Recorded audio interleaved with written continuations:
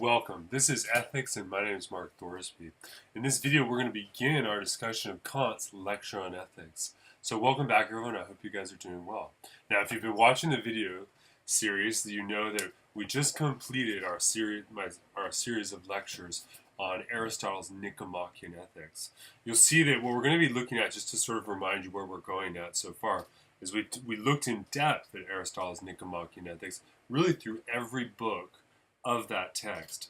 What we're going to do now is we're going to swing here to a different set of ethical theories. In particular, we're going to look at Immanuel Kant's deontological ethics. We're going to be looking at a very different text than most people have read, and that's Kant's lectures on ethics. These are actually, I'll talk a little bit more about this, but these are actually recordings, if you will, of the actual lectures that Kant gave on ethical theory. And so that's what we're going to be taking a look at in the next really 4 to 5 videos.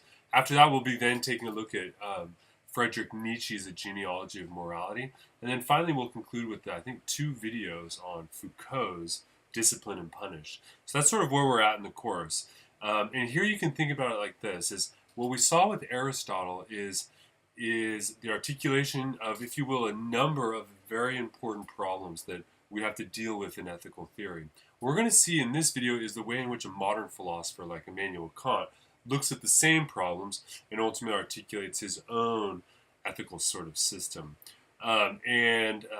Originally my plan was to go over the entire text, but I realized after having recorded the video lectures for Aristotle's Nicomachean Ethics and then taking a look at this text that it's actually going to be more conducive if we primarily just cover the first part of his book, which is on universal practical philosophy.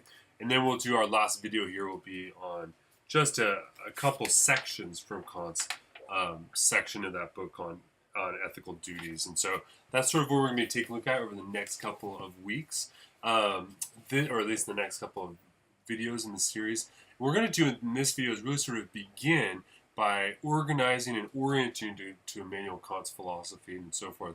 Also to let you know, I have a number of other videos on Kant's ethical theory, which also give you a sort of real brief introduction. We're going to see that this video series is going to go a little bit more systematically, and I also think it's sort of interesting. Most people, when they read Kant, don't read his actual lectures, and I think it's sort of appropriate to see how Kant himself articulated and formalized this very same subject within the university context. So let's do this. Let's just sort of jump into Immanuel Kant and sort of talk a little bit about him and see if we can orient you to some of the basic themes of his work. So there's a sort of picture of Kant, a beautiful painting. I don't know how accurate this was to what he actually looks like. If you look at some of the drawings, if you go on Google, if you Google Kant, for instance, and look at some of the drawings of him and some of the other paintings, he wasn't exactly the most beautiful person. But in terms of his impact on philosophy, my own view is that very few philosophers have had an impact like Immanuel Kant. In the ancient world you have Plato and Aristotle. In the modern world you have something like Descartes and Kant. So Kant is very, very prominent, important philosopher. He lived from 1724 to 1804. He was from Königsberg, Prussia. Sorry, I misspelled this. You'll see, it comes up later and you can see how to spell this. This is not how you spell it at all. I think my computer did a typo there, so my apologies. But he lived when he was alive, it was Prussia. I believe today Königsberg is in the Czech Republic, but at the time, he's a German-speaking philosopher.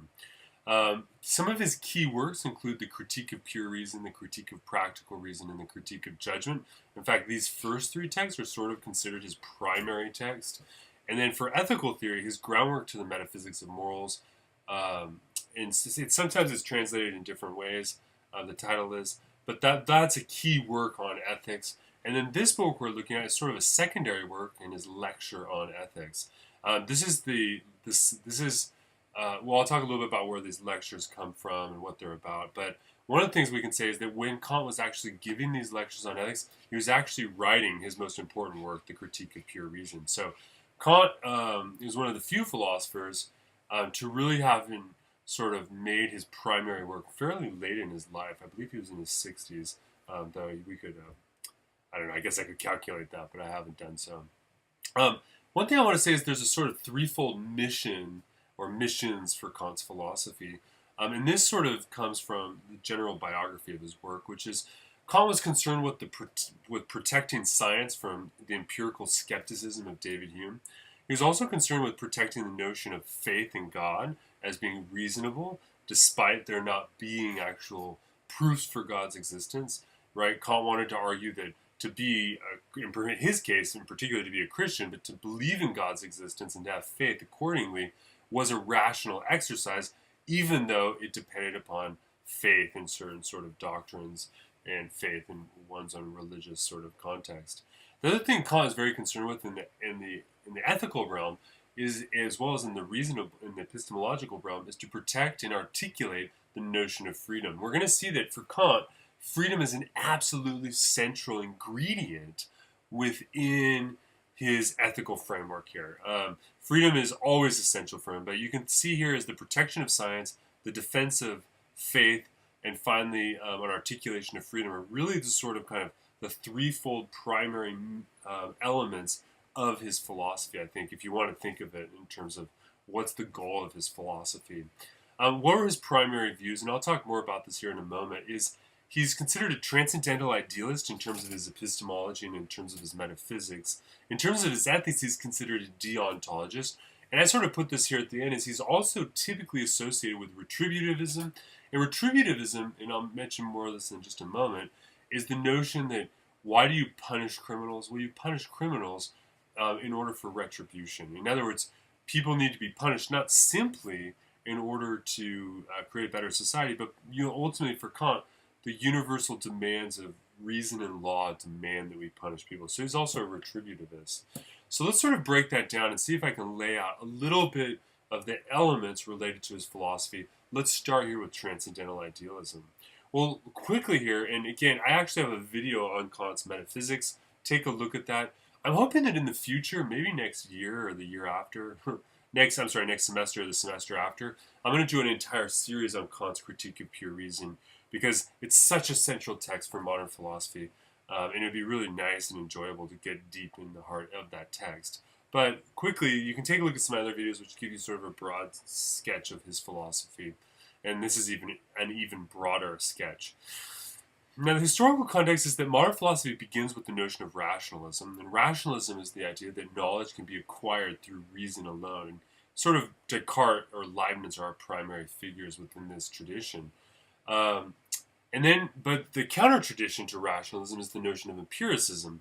And empiricism is the idea that ultimately knowledge is grounded upon our experiences in the world and the senses we have of the world, and knowledge arises only out of these empirical or sensuous dimensions that we experience. And the key figures in this tradition are going to be John Locke and David Hume. And David Hume is the primary figure to really study if you want to get a sense of the context that's driving Immanuel Kant's work. We should also mention idealism here. Idealism, at least for Kant, is probably primarily related to the philosophy of George Berkeley, though after Kant, idealism will make a comeback in the work of Hegel. There's a big debate here, and idealism again is the notion that ultimately, when we recognize that if all of our ideas come from our sense experience, but our sense experience is always, as it were, an idea in our mind, it means that the most we can ever know about reality, metaphysically, is simply ideation. In other words, I don't really know that the world outside of the ideas I have of the world are real. Consider it like this. When I look here at this water bottle, you can see the top of the water bottle is sort of a green color. When I look at the top of the water bottle, the sensuous experience of green is in my head. But how do I know, for instance, that the green that I'm experiencing in my own subjective awareness or consciousness is actually in the world, as it were? And the answer for the idealist is you can never know that. And so why even talk about it, right? In fact, for the idealist, all of reality is simply these subjective ideas and cognitions that we have. So this is the context that Kant is working out of. And we're going to see that Kant sort of creates a middle road between rationalism and empiricism, and this will be known as transcendental idealism. Some of the key concepts that are related to it is the notion of a priori knowledge versus a posteriori knowledge. A priori refers in a rough cut of the idea that knowledge that comes before experience. And a posteriori knowledge is knowledge which is dependent upon or after experience. And think here prior versus post, prior to experience versus post experience. And we'll see that even in the lecture on ethics, Kant will use the language of the a priori and the a posteriori really in a technical sense, where he was going to say that certain cognitions which don't depend upon experience are a priori, and other cognitions which do depend on our experience or familiarity with the world are what he calls a posteriori. So we'll bump up against that distinction here actually later on in this video, and I'll mention it again to sort of help you become familiar with this terminology. Another important distinction, if you want to understand Kant's transcendental idealism, is the distinction between the noumenal versus the phenomenal, right? That which is phenomenal is known through our experience, right? So, for instance, here's my glass of water. How do I know that I'm holding a glass of water? Well, I have an experience of it. So that means that my knowledge of the glass of water is phenomenal, right? And here's the thing for Kant is that all knowledge is ultimately phenomenal. Why? Because to talk about the noumenal, which is to talk about the thing in itself apart from or separate from our experience. So take our example. But here the idea is, well, what is this glass of water if there was no one here to experience? What is it in and of itself? Well, that is a noumenal question. And that question asks us to give an account of the noumenal conditions for the objectivity of the object of the glass of water here. But noumenal knowledge is not possible because noumenal knowledge ultimately is knowledge that is separate from the noumenal. Instead of saying noumenal knowledge, let's say the noumenal conditions of things are known completely separate from and apart from anyone who can experience it. So noumenal knowledge is impossible. Maybe a real easy way to sort of see the distinction is you've probably heard of that old question, which is if a tree falls in the forest and there's no one there to hear it, does it make a sound? Well, think of it like this. The phenomenal refers to the part where we experience the sound. The noumenal refers to the part where there's a sound without someone there to experience it. Does it make a sound? And Kant's answer is that noumenal knowledge is impossible because the only sort of knowledge that's available to us is knowledge which is organized through the understanding and the cognition of the mind. So all knowledge is phenomenal knowledge. Now, what this means in the case of transcendental idealism is that the mind makes an active contributions to the objects of experience, and that means that transcendental knowledge is ideal rather than real.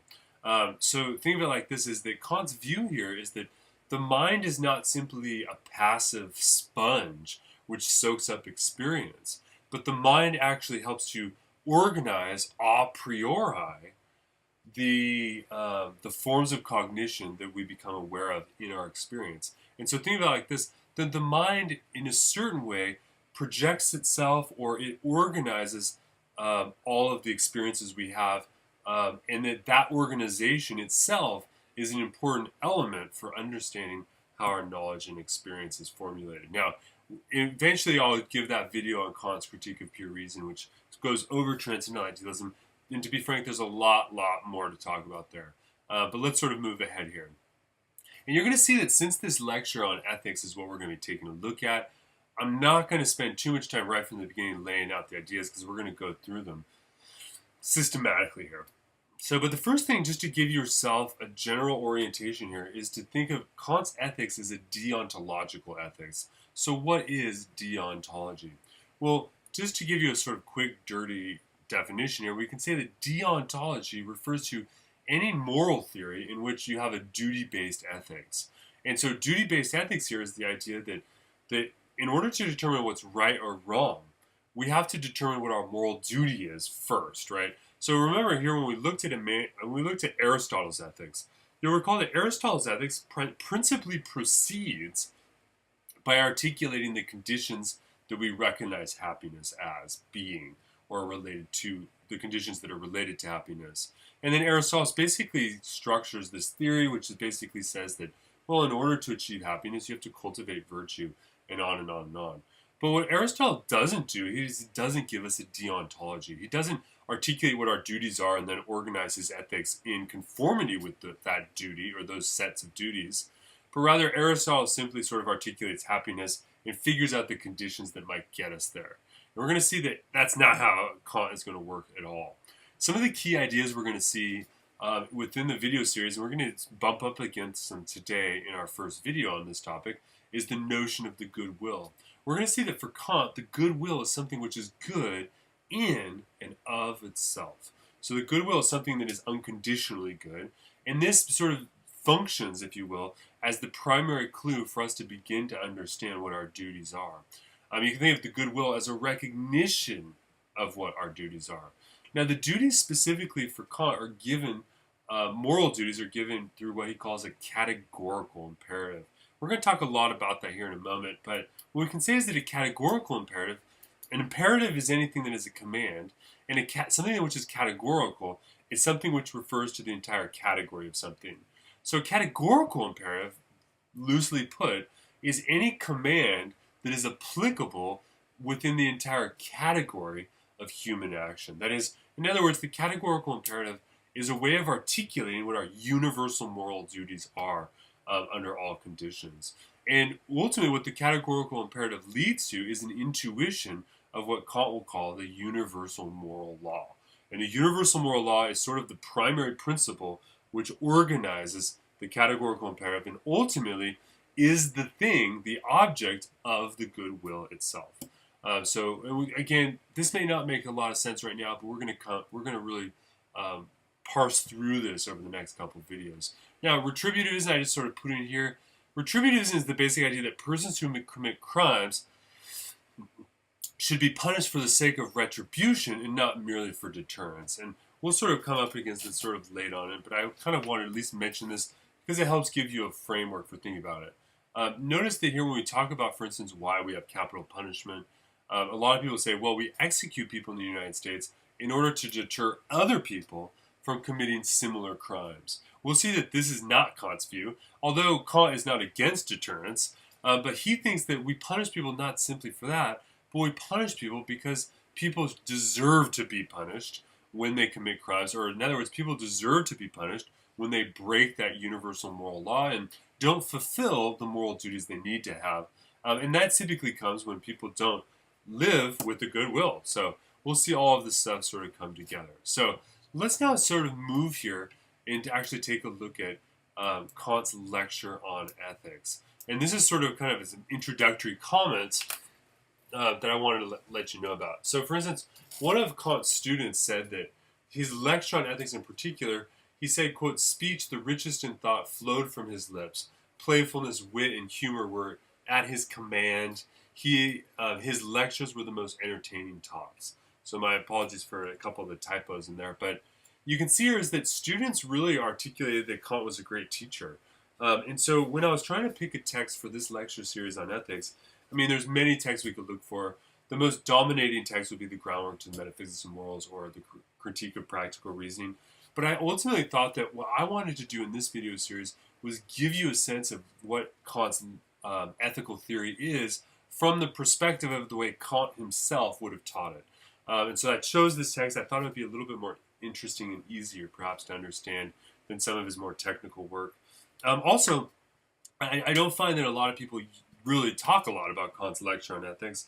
So I thought it would be sort of interesting and maybe worthwhile to familiarize you with that text in these next set of videos. So what about these lectures? Well, first off, just to give you a sense here, Kant was probably the first well-known philosopher to be a professor in the modern sense of the term.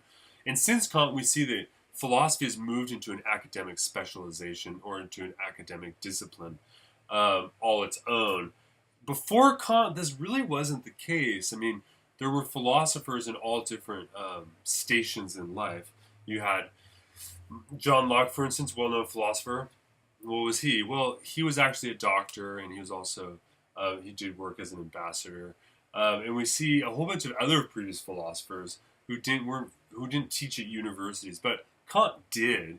And so Kant is sort of the kind of prototype for what modern philosophy, I think, has become. And you can really see that in the text as Kant is constantly doing both the work of scholarship, where he's sort of giving you a sense of what people believed in the past, and he's giving you commentaries and critiques of other philosophers. But he's also doing another important thing in the university context, is Kant is constantly laying down a lot of distinctions and a lot of technical terminology. Now, in particular, these lectures were actually transcribed from the notes of 3 of Kant's students. Those students were Theodor Friedrich Bauer, Gottlieb Kutzner, and I believe it's Christian Mongrovius, though I'm not sure what his first name was. All I can find is it was CHR Mongrovius. I think that's Christian. But we see here is that 3 of Kant's students rapidly took notes. Those notes were sort of culminated into this publication eventually.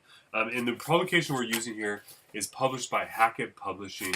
The English translation is by Lewis Infield, but I believe that it was actually edited and sort of organized by, well, actually, that's a good question.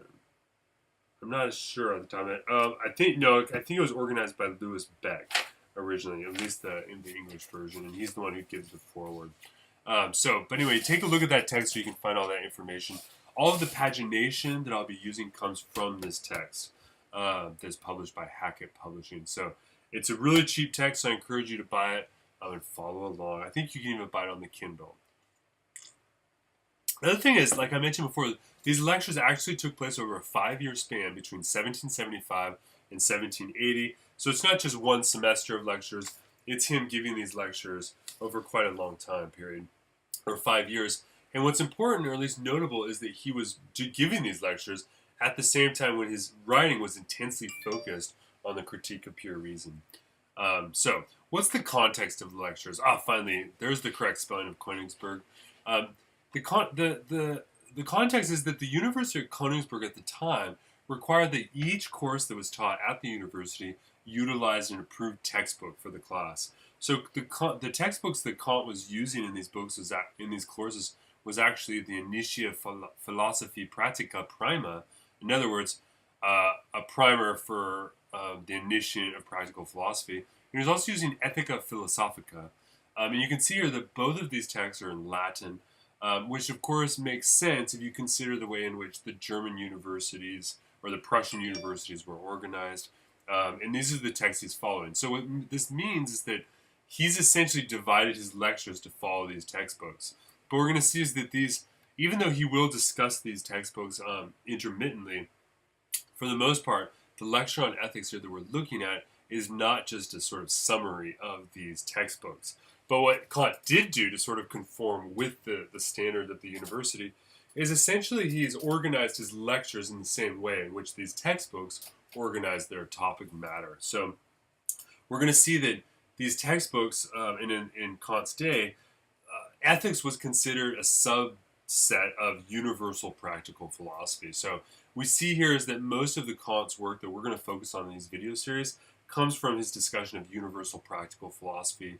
But we will look at what he deemed ethics. But all of it ultimately is ethical theory in the contemporary sense that we've identified it. You might say that universal practical philosophy concerns sort of meta-ethics, whereas ethics in his textbook seems to concern sort of what we might call as practical ethics.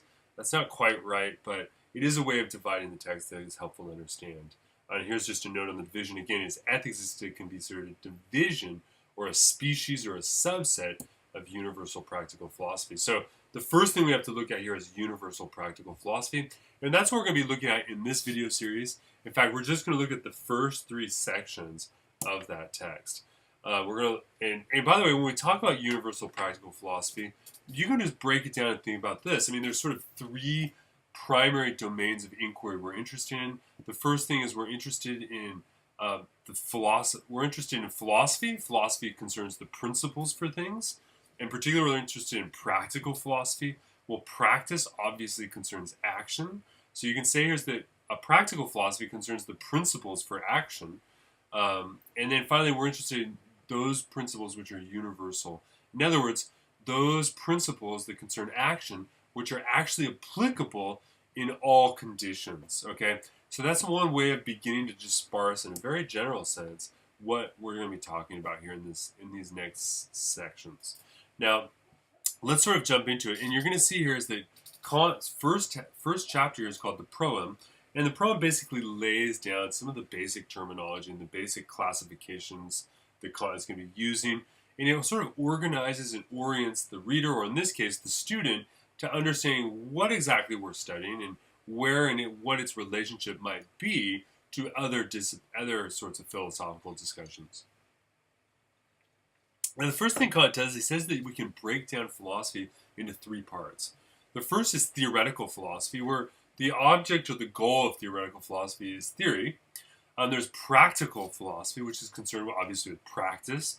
And then you have speculative, I think I misspelled that, my apologies. You have speculative philosophy, or speculative and practical philosophy, I think is exactly how he phrases it, which concerns sort of the metaphysics of things. But we're going to see that for Kant, at least in this section, he's really just concerned with articulating the distinction between theoretical versus practical. Now, theoretical philosophy is grounded in a conception, and theoretical concerns the foundation of our conceptions, and the object of theoretical philosophy is cognition, that is, to think and understand something. Whereas practice is very different, right? Practical philosophy is grounded in the exercises of our knowledge, but the object of practical philosophy is conduct. So think like this: theoretical philosophy aims to articulate the theory of things, and practical philosophy aims to articulate how we ought to actually practice and actually conduct ourselves in terms of different forms of practice. And by the way, to give you a sense here of the universal practical philosophy discussion here, we can say is that the goal is actually practice and conduct. And ultimately, what we have to do is we have to figure out a way to sort of bring these two things together. Now, for example, we can take logic, right? Quote, logic provides the rules for containing the use of understanding, whereas practical philosophy concerns the use of the will, right? Earlier I mentioned the goodwill as being an important element to Kant's philosophy. You need to ask yourself this: is ultimately what universal practical philosophy is concerned with is articulating the rules or the principles that should guide the appropriate and correct use of the will in terms of making decisions, and then, of course, initiating certain forms of conduct or action. What we can say is that in practical philosophy, number one, the rules are objective, right? So the rules of practical philosophy, or the rules that get articulated out of practical philosophy, are going to be objective, and in that sense, they're the same for all. Now, conversely, number two, the subjective practical rules that exist in philosophy are anthropological. So there are, for instance, practical rules that are purely subjectively determined. They're not objective. In other words, they're only true for some individuals who hold them. That's the difference between moral philosophy for Kant and anthropological philosophy, I guess you might say. Now, what is an objective rule? Well, number three is here: an objective rule, quote, lays down what ought to occur, even though it never actually occurs. But the subjective rule deals with the actual happenings of things. For instance, even the wicked have rules of conduct. So here we're saying here is that an objective rule lays down what ought to occur, even though it may never actually occur. So in this sense, we can say is that the objective rules of practical philosophy are in themselves purely ideal. They don't necessarily have to concern the way things actually are. The subjective rules that we can look at in practical philosophy concern the way things actually happen and actually unfold. And here, for instance, they're not objective because the subjective means that only an individual subject, an individual person, has to choose or agree to these things. And this is why, for instance, even wicked people have rules of conduct. You can hear that, for instance, sometimes it's said, for instance, that criminals have their own sort of set of conduct, right? A good criminal doesn't rat out other criminals, for instance. But you can see these are subjective rules, and they just deal with the actual happenings for individual subjective agents. Ultimately, the sort of practical reason we're interested in is going to be objective and universal, though, right? Also, Kant, number four here, in this same section, also, because you're going to see there's a lot of discussion here about religion and the role of the Christian religion in particular to the state of moral philosophy. And it's important to remember that in Kant's day, everyone pretty much in his culture is Christian, almost by law and caveat. Law and custom. So, but he's going to say here is that he says that a lot of these moral teachings that are taught out of the church are useless and empty moral teachings. In fact, what we see is that Kant laments the state of moral religious education. He says, quote, "We are forever hearing sermons about what ought to be done from people who don't stop to consider whether they preach what can be done." So there's this question of whether or not ultimately the cultural, moral traditions and religious traditions of his own day are up to the task of really helping us figure out how we ought to act, right? Now, what makes practical philosophy practical? The answer for Kant is it's the object, not the form. So, in other words, it's not the form of reasoning we employ that makes it practical, but it's the object of our reasoning. That is, the goal or the object of practical philosophy is conduct. So, the object of actually conducting yourself and living in the world, which is a sort of existential thing, existential task, is what makes practical philosophy practical. It's not the form of reasoning. Because we're going to see here is that all reasoning all reasoning is governed by a central principle for Kant. So it's not the form of reasoning, it's the object of the reasoning that makes it practical. Now here's when Kant begins to articulate some really important distinctions that are going to come right to the core of it. So, and this is the first notion of the discussion of an imperative. Well, an imperative is a command of some sort. So if I say, put down that weapon, that's a command, right? If I say, turn off the light, that's a command. Those are all imperatives, right? An imperative expresses an ought of some sort, and this ought for Kant is going to be objectively necessary, or it is postulated out of objective necessity, right? So for instance, if I say, thou shalt not kill, that's a moral imperative. It tells you what you ought to do, and it's to be taken for Kant as something which is objective. It's the same for all, but it's necessary in order to act in a morally right way. So it's objective necessity, and it concerns the normativity of how we ought to act. Now, number two, what we can say is that the objective laws of the free will are expressed by an imperative, unlike subjective practical laws, right? So here, the objective laws of the free will are expressed by an imperative. Now, this is sort of an important point, which means that the imperatives play a really important functional role for Kant because they are ultimately are the very type of form of reasoning or statement or proposition that expresses the objective laws that come out of the free will. And you'll see here I mentioned freedom as being important. We're going to see that theme come through again and again. Now, if an imperative is a command, how many types of commands are there? Kant's view is that there's three types of imperatives. There's technical imperatives, which try to deal with problems in a technical sense. There's prudential imperatives, which are imperatives that have to deal with the pragmatic rules of life, how you ought to live in a generally good, practical way. And then the final type of imperative is what he calls the moral imperatives. And the moral imperatives are specifically those which are ethical in nature. So in this video, as we're looking at ethical theory, you can see that moral imperatives are going to be the basic subject matter we're going to be taking a look at throughout the book. But let's sort of take a moment here and take a look at each of these sorts of imperatives. Let's start with problematical imperatives. Well, a problematical imperative implies a necessitation of the will in accordance with the rule to an arbitrarily chosen end. So he gives the example of geometry, mechanics, or other technical tasks. So if you're going to do geometry, in order to do a certain type of proof in geometry, you have to be able to know how, you have to take rules and then apply those rules in a very specific way. Think about when you do geometry and you build a proof, there's a certain order of reasoning that has to take place. A mechanic, right, here you can think of engineering or even think of a car mechanic, right? A car mechanic, when they're sitting through and trying to fix your carburetor or something, what they employ is a technical form of reasoning. They say, I should replace this before I replace this. I should do X before I do Y, and so on and so forth. These are, if you will, imperatives of the technical sense, and they're always organized around a specific problem of some sort. So hence they're problematical, right? He says, for instance, that technical imperatives are merely hypothetical. So a hypothetical imperative is an if-then imperative. So if I say you ought to do something if something else happens, that's a hypothetical imperative. I say, if it rains, then use your umbrella. Well, that's a hypothetical imperative because that imperative only depends upon whether or not the conditions exist for me to employ or me to meet that imperative and to act in such and such a way.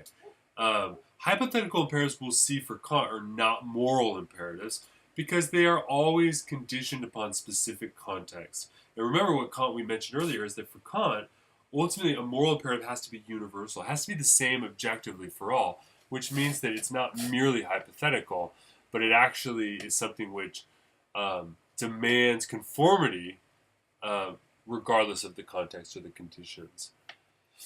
Okay, what's a practical imperative?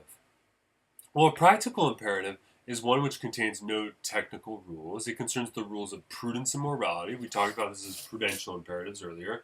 And we can say here is that prudence is the ability to use the means towards the universal end of man, that is happiness.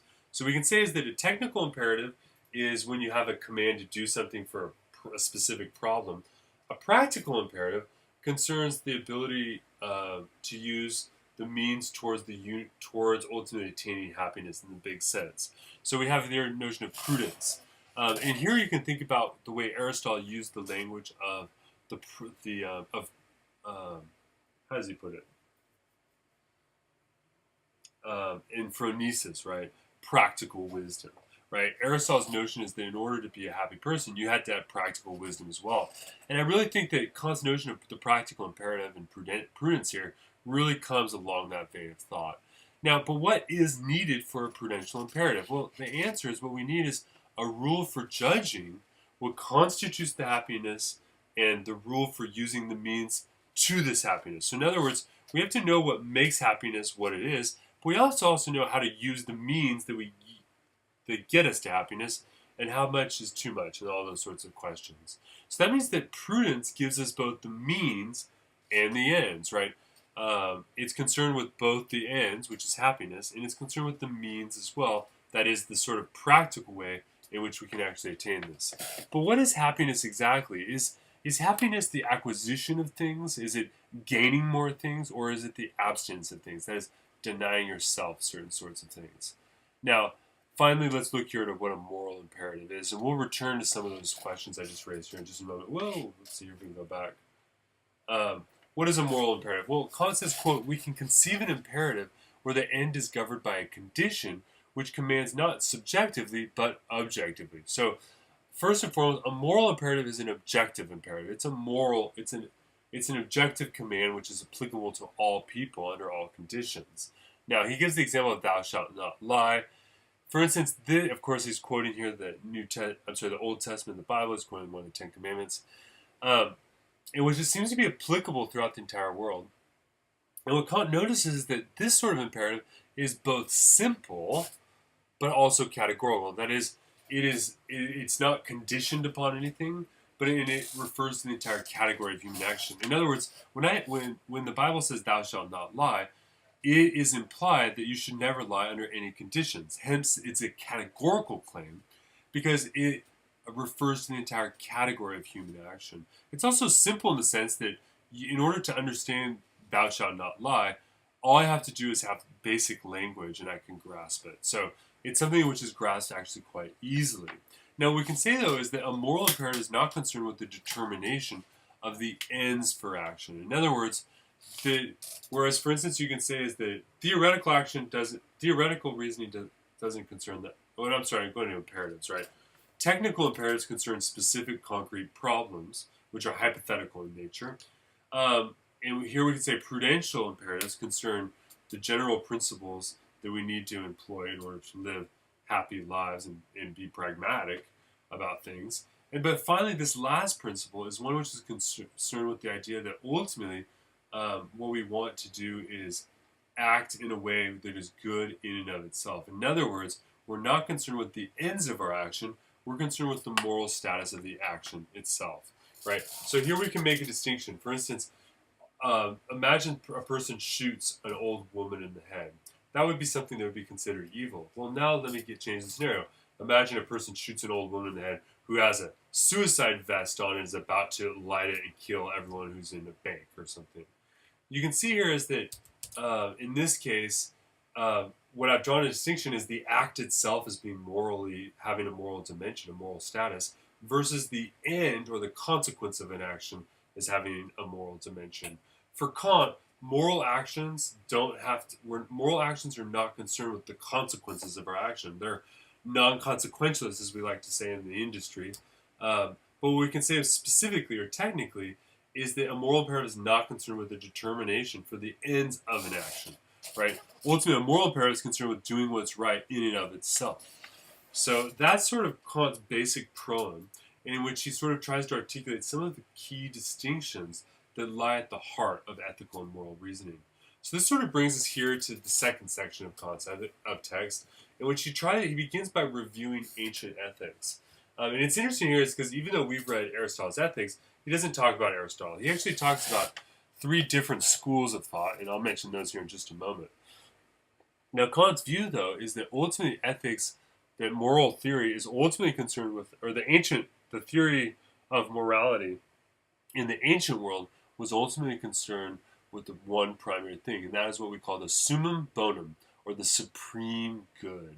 And so it looks like, well, not look like, you get this sense when you look at these ancient ethical theories, is that what they were concerned with was articulating what is the most important thing, the most important good to be valued.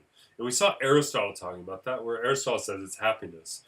But in order to make sense of that and to argue for that, he sort of defines happiness in a way which is slightly different than most people, where he conceived of happiness as an activity of the soul in accordance with virtue, and that happiness was ultimately this sense of human flourishing or success.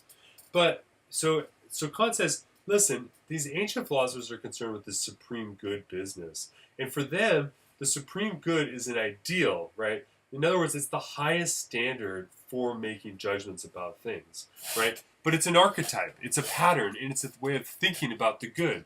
The supreme good doesn't actually have to be in the world, but it is the principle out of which it looks like our actions are organized and determined, right?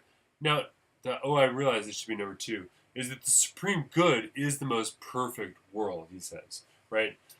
So for Kant, having a perfect world is the supreme good. Now, what is a perfect? Can you actually attain that? Well, Kant doesn't seem too confident that you can, but he does note that rational beings are happy, and that rational beings are worthy of happiness, and that he thinks that when you have those two conditions met, that is, you have people who are rational, and those people are not only rational, but they're also worthy, morally worthy, then that's when the supreme good can be perfected in the world. Right? Mere happiness, and I'm looking at point number 2 here, is mere happiness is not the one highest good, right? And we even saw that very same argument in Aristotle's, Plato's discussion about morality, right? Is that ultimately without worthiness, then the supreme good cannot be realized. You have to not only act in such a way, but you have to be worthy of your moral life.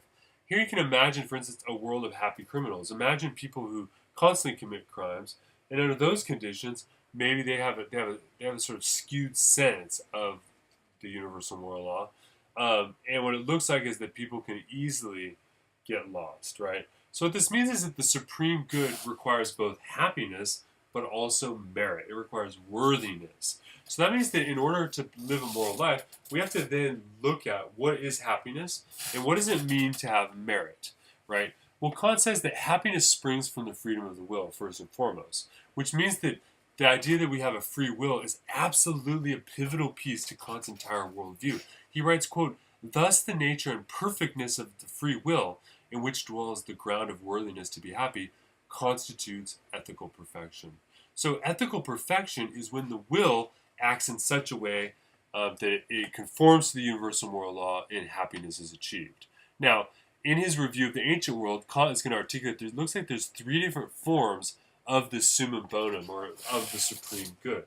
The first school of thought is the Cynic, or the Cynicism, and Diogenes is his key argument. And here, what the Cynic seems to argue is that the supreme good is simplicity, right? In other words, what Diogenes argues is that life's simplicity is the best type of life. And I'll talk here a little bit later about how these things break down and what Kant's ultimately critique of these things are. The second sort of major theory is what we call Epicureanism, where Epicurus is the key philosopher. And Epicurus is frequently known or remembered as a hedonist, but probably in a smarter way, Kant articulates Epicurus as ultimately a prudential philosopher, because for Epicurus, the only life, you want to live a good life, but what is a good life? A good life is pleasure. Well, why? Because it looks like that's just what it is. But for Epicureans, you can have good and bad pleasures. You should avoid bad pleasures, and you should pursue good pleasures. Which means that the ultimate principle, the ultimate good for the Epicurean is living a wise life, making the right calls at the right time. So it looks like a life of prudence is ultimately the sort of object or goal of Epicurean philosophy. The final sort of philosophy that I mentioned here is Stoicism. And the Stoic ultimately argues that the best sort of life is a life based in merit, right? So this is not meant to be an exhaustive analysis of cynicism, but sort of what does Kant think about it? Well, for the cynic, the highest good is simplicity and the sober enjoyment of happiness, right? And what he says is the key philosopher here is Diogenes, and Diogenes used a negative means for arguing this, right? He argued that one, man is by nature satisfied with little, man has no want by nature, and man does not feel privation or a lack of means, therefore, the condition of privation enables happiness, right? Ultimately, what the cynic's argument is that, and ultimately, in order to live the best sort of life, what we find is that we can actually live very simple lives and have pleasure in the very simple things. And that what we also find, similarly, is that when we go through and we start accumulating lots and lots of objects and wealth, our desires seem to take over, right? And it looks like the more desires we have, the more pain we actually have, and so forth. And so what that means is that in order to live the best sort of life, we should just live the most simple form of life, right? And what Kant argues here is that the modern equivalent of this is Rousseau's conception that man is by nature good and corrupted by society, right? Rousseau's view is that human beings are naturally good, but that society is what corrupts us and makes us bad. And this is sort of similar to the cynic's view, which is namely that human beings by nature don't need a whole bunch of stuff, and we don't feel a lack of things, and that ultimately we can live and be happy on very, very little. And in fact, for instance, people in the third world or the undeveloped world tend to report that they're happier than people who live in the first world or live in the United States. So there seems to be something right about this idea. And of course, for the cynic, this means is that our desires and ultimately our culture corrupts us into desiring, I guess, if not a sober enjoyment of happiness, a drunken enjoyment of happiness, where happiness gets equated with all of the different objects we try to accumulate. So the cynic takes simplicity to be the core supreme principle of goodness, or the supreme good, right? Diogenes offers us really what you might call, or actually what Kant calls, a shortcut to happiness. If you just give up desire and live simply, you can be happy. Now, the Epicurean views things differently, right? The supreme good for the Epicurean is a matter of art, not nature. So, whereas the cynic wanted to return to nature, to our natural condition, the Epicurean doesn't think that's the case. They think happiness is a matter of artifice. It's a matter of figuring out how to live a certain sort of way in the world. So in other words, for the Epicurean, the supreme good must be cultivated, right?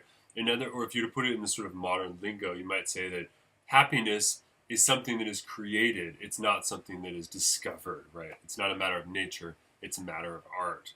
Now, for the Epicurean, the supreme good consists of both a physical well-being, but also a moral well-doing, right? Remember, the moral concerns the object of practice, and practice is concerned with conduct. So the supreme good in a moral sense is a certain type of doing, whereas the supreme good in the physical sense is a well-being, right? Now, happiness is the end, and merit is the means. So the goal of the Epicurean is to gain happiness, and the Epicurean defines happiness as pleasure, or the absence of pain. But being a good person, living virtuously, is simply the means to attain these things. Now, the third sort of view of what the summum bonum might be comes from the Stoics, according to Kant. Now, sort of brief review of Stoicism.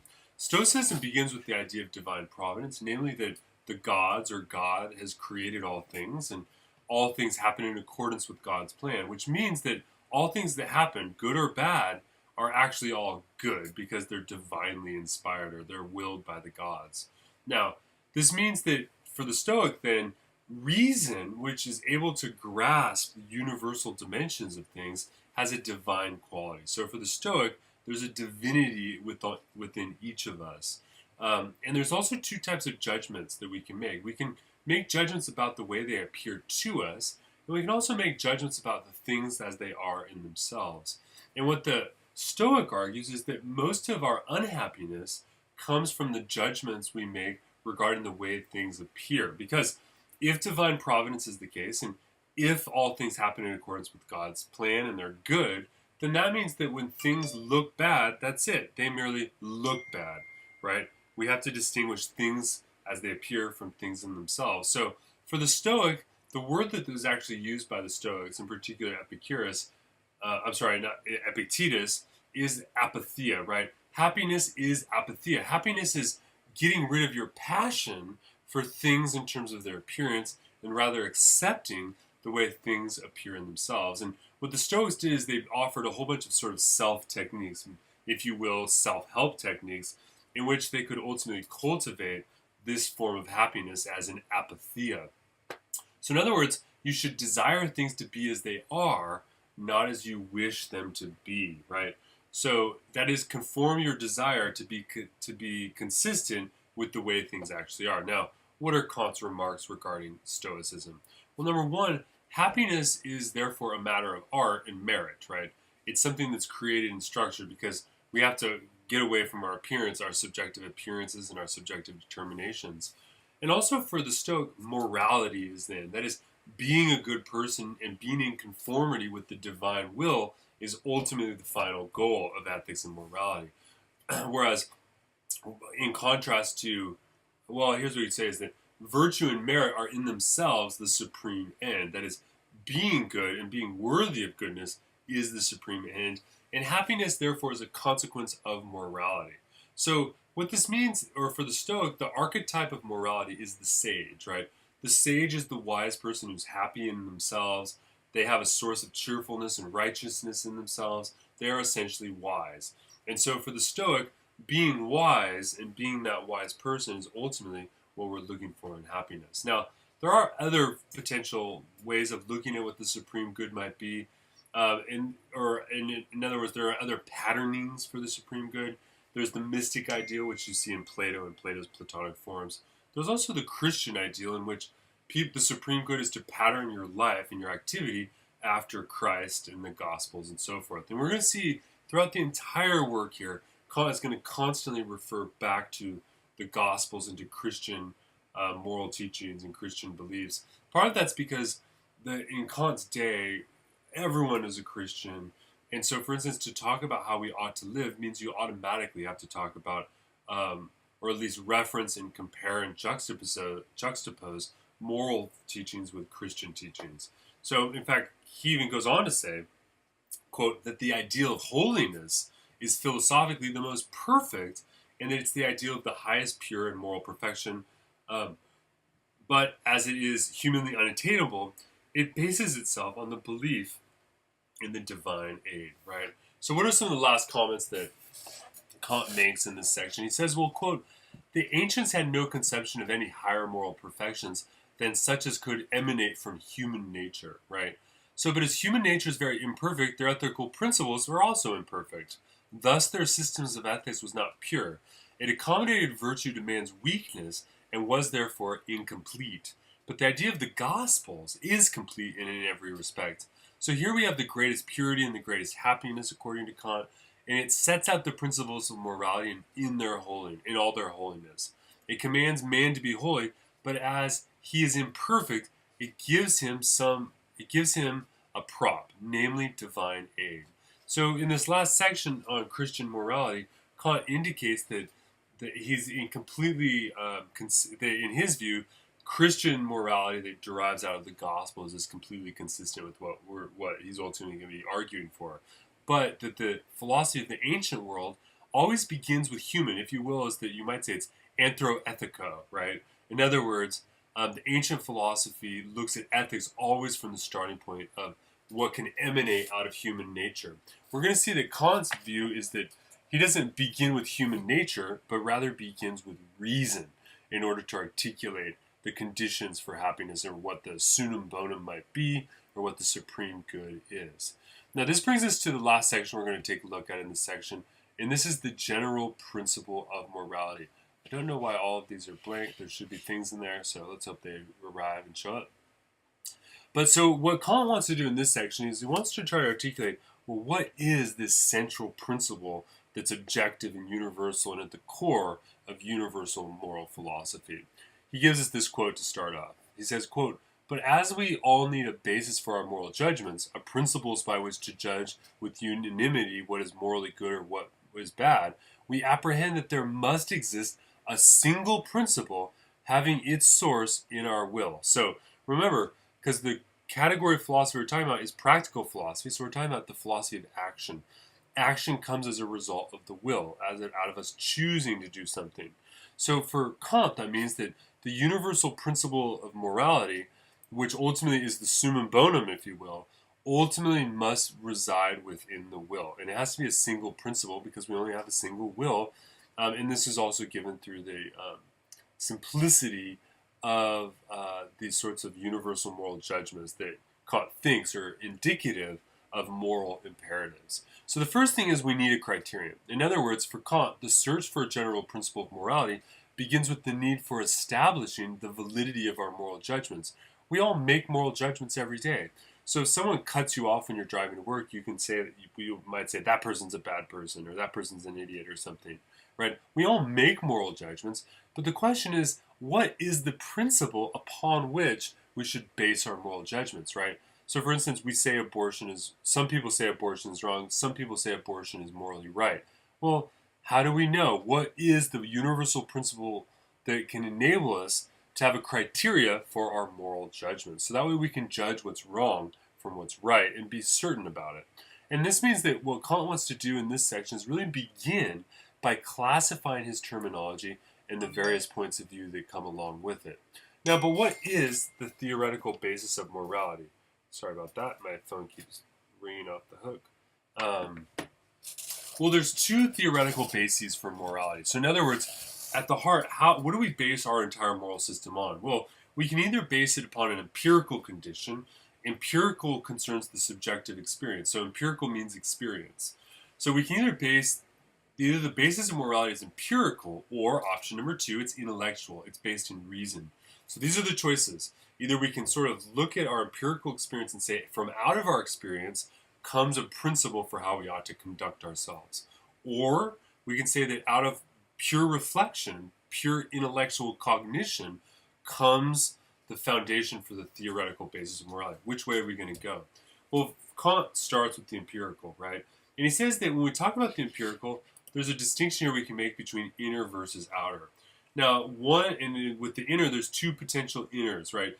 The inner concerns the subjective, and the outer concerns the objective. So my own personal experience is inner, right? You can't experience what I experience, whereas I can't experience what you experience. So this is the notion of inner here. Now, in the sense of we can have an inner empirical experience, which is the basis, and this would be maybe a feeling, perhaps the feeling of self-love, like I love myself and I have this sort of inner emotion about myself, and maybe that's the basis of our moral principles. Another possibility is maybe it's an inner feeling for discriminating the normative courses of action, because when you're in a situation, let's imagine, for instance, you're with someone and someone says, hey, let's steal something, and you suddenly have a choice of whether or not it's wrong or right to steal, and you suddenly have this inner feeling that it's wrong to steal and it's right not to steal. Well, this feeling or sentiment we might call the conscience. This might be this second inner feeling where we have this experience, and then from that experience springs this moral principle maybe we're after. Another potential is maybe it's an outer experience, right? Maybe it's not our experience of our inner life which constitutes the grounds for moral life, but maybe it's what's outside of us. In other words, maybe it's our culture. It's from our education, right? That's something we experience. Maybe it's from the government. It's the laws we're accustomed to. Or maybe it's just our cultural customs in and of themselves. And here's where Kant references the great French philosopher Michel de Montaigne. And what Montaigne argues is, well, there's a famous essay you may have read of his called Cannibals. But Montaigne was famous for comparing the cultural diversity of different cultures, right? For instance, in a cannibalistic culture, cannibalism is not seen as something morally wrong, right? Whereas for us and for the French in his own day, Montaigne, cannibalism is always considered wrong, right? And he gives all kinds of examples. So Montaigne seems to be one of those people who specifically seems to articulate or argue for the idea that our moral principles come from our cultural customs. We're going to see that Kant is not on board with any of these. And by the way, you can say is there's different philosophers who sort of fit within each of one of these categories. So for instance, I think the inner this is sort of the version of emotivism or sentimentalism that we see in philosophers like Bertrand Russell, for instance. The outer experience, the idea that moral, practical principles and moral principles come from our education, our government. This seems to sort of conform with some social contract theorists like Hobbes or John Locke, for instance, or maybe in a more contemporary sense, you might say John Rawls, right? And then with custom, we get someone like Michel Danton, or maybe you might say someone like J.L. Mackie in his Subjectivity as Values essay. So there's a lot of all of these positions have significant philosophers who would argue for these things. Now, but Kant is not going to argue for the empirical. Why? Because the empirical grounds for morality are always contingent. They're not necessary. Well, what are they contingent on? The empirical grounds are contingent upon my experience. So in the case of, it depends on my culture, it depends on my government, it depends on my inner feeling, it depends on my conscience. So all of these things, the empirical grounds of morality are purely contingent, which means you can't really form an absolute sort of science or an evaluation of what our absolute moral duties are if they're always contingent. What we need is a necessary and non-contingent basis upon which the general principle for morality can subsist. And this means we have to look to our intellectual grounds. We have to say that it's intellectual rather than empirical. And Kant says, quote, "The philosopher judges that the ethical principle has its ground in the understanding and can be completely apprehended a priori." Remember we made that distinction between a priori and a posteriori. For the intellectual, we can say is that the intellectual grounds for a moral principle do not depend upon our experience and are therefore a priori. So, thou shalt not lie is an example of one of these intellectual principles. He thinks that one of these principles that could be derived in an intellectual sense. Number one, the principle lies in the understanding, right? So to understand that is not to understand a feature of experience, but is to understand what lying is and to understand what it means to not do something, right? So in other words, the principle lies in the understanding itself, right? The cognition of the principle, therefore, is independent of any of the circumstances or context that are particular to any particular case. So what that means is that the principle is, generally speaking, universal and applicable under all conditions. And this is why it's treated as a necessary law of the free will. Kant says on pages 13 and 14, respectively, quote, "Every ethical law expresses a categorical necessity, not one drawn from experience, and as every necessary rule must be established a priori, the principles of morality must be intellectual." And later, "The ethical is never an object of the senses, but purely of the understanding." So, what does that mean? It means that for Kant, we shouldn't begin at an evaluation of morality and ethics by looking to our experience. We have to begin first and foremost with principles which are universal and therefore intellectual.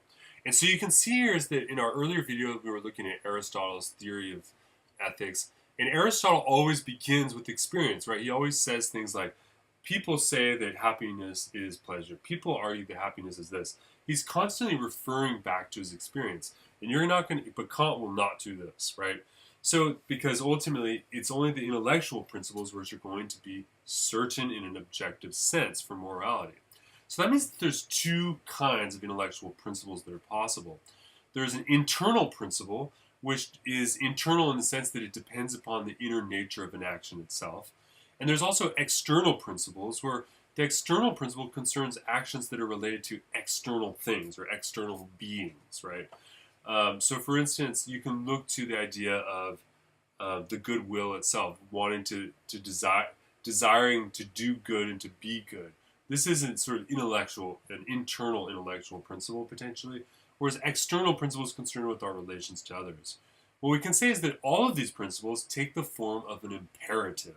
An imperative is a command. He says all imperatives are formula of a practical necessitation, and practical necessitation is the necessitating of a free action.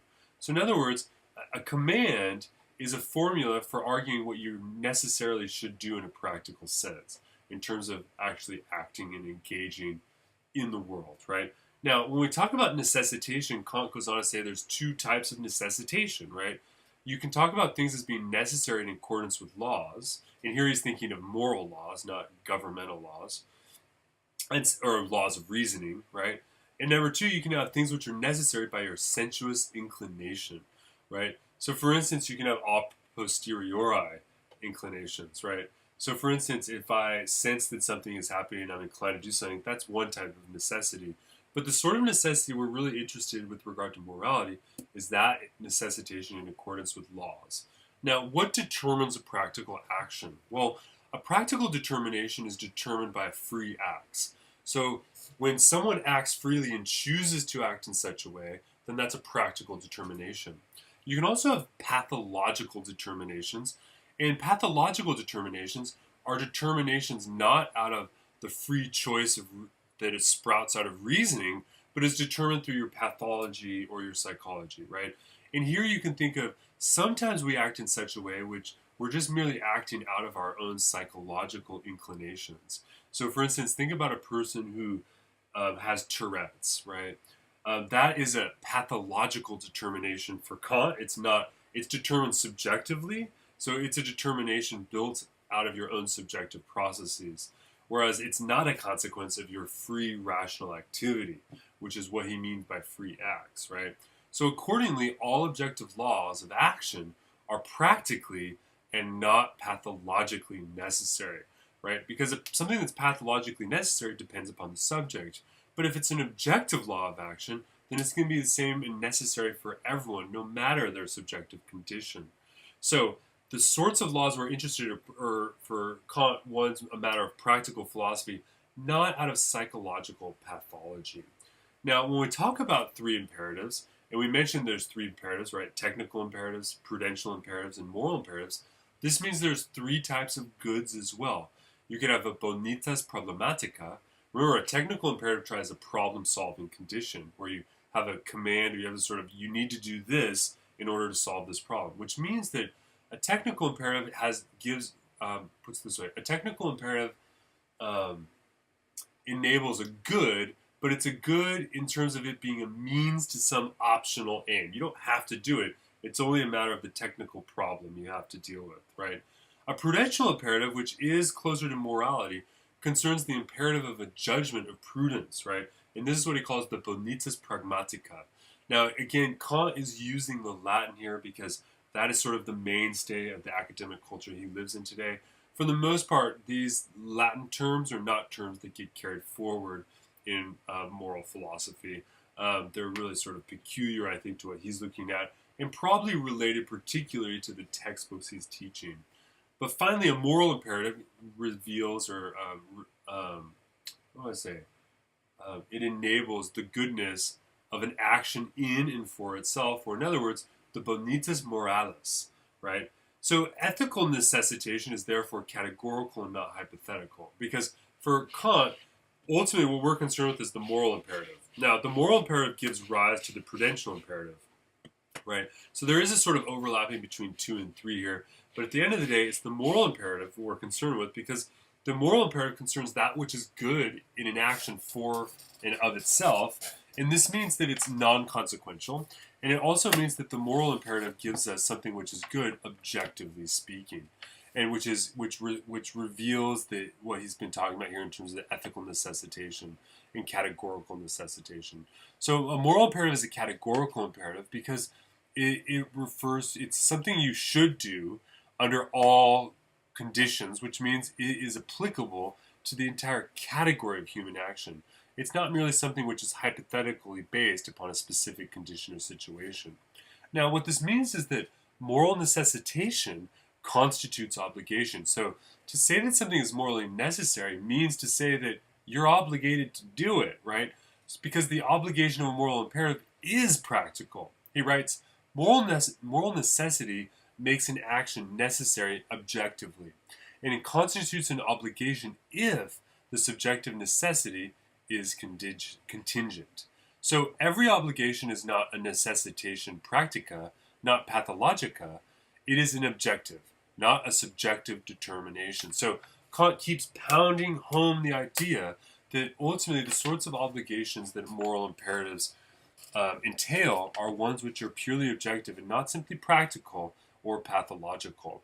So in other words, the goodness of an action is independent of our motives to be good. So there's reasons for why I may act in a good way, but whether an action is good in and of itself is irrespective of the motives that actually move me to act in such and such a way. So a moral action is related to a moral imperative that is objectively the case, regardless of the motives that move us to act. Because remember, the motives that move us to act, you can have rational motives, but those rational motives are always subjective, and they always relate to our pathology in some way.